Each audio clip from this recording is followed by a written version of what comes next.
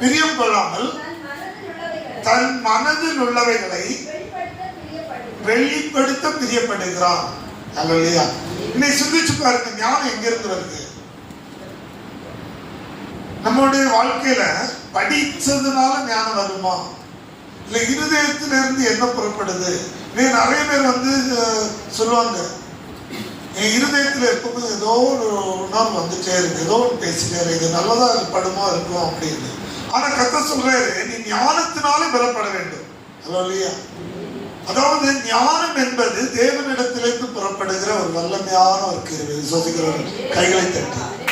அப்ப நம்ம ஞானம் அந்த தேவனிடத்திலிருந்து பெற்றுக்கொள்ளும் போது சாலமோன் அப்படிதான் நேரம் என்ன செய்தார்னா, அரசாட்சி, அதாவது அரசனாக அபிஷேகம் பண்ணின உடனே அவர் அரண்மனைக்கு போகல, நேர தேவனிடத்துல போற, சமூகத்துல போறாரு.